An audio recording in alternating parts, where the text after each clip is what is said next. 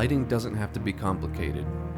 I'm going to show you how to light a scene like the one you just saw and make it look like it should be in your favorite movie.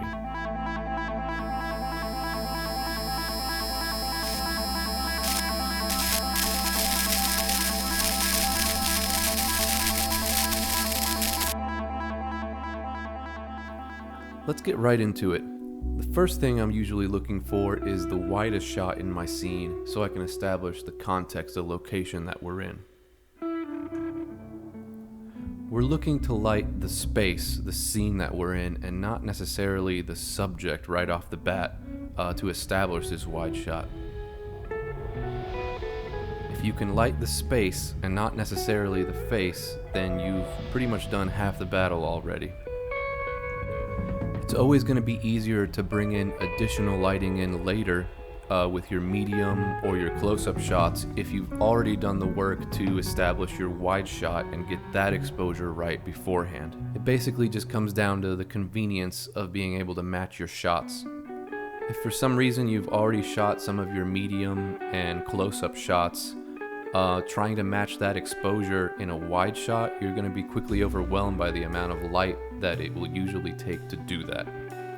When you try to compose your initial wide shot, look at where your ambient light is coming from, if any, to begin with. I'm using outside window light for this scene since I know I can shoot it relatively quickly before the light starts to change outside. I'm shaping the directionality of the light by closing up one side of the window blind so I can create a little bit more contrast so that the scene overall looks a bit more interesting. Another important thing to look at is the angles and shapes in your background. It's very common for cinematographers to shoot into the corner of a room, or the L of a room as they sometimes talk about it, because it will allow those lines to converge and create some depth, and it will also have some points of interest and little pockets of shadow. Definitely a lot better than shooting up against like a flat wall. In my example, I'm sitting within a set of bay windows which have all these little corners and angles so that I can achieve this effect. Next, you're going to want to expose for your highlights, which is a very common technique for the cinematic look.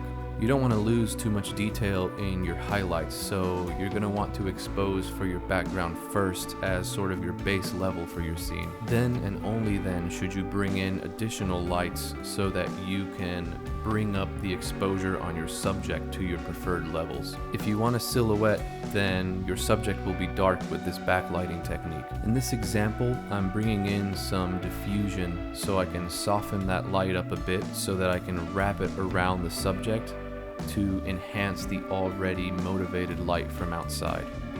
I don't overdo it here because I'm still going for that low-key look that you get from kind of that cinematic feel, and I also don't want the light to look too sourcey.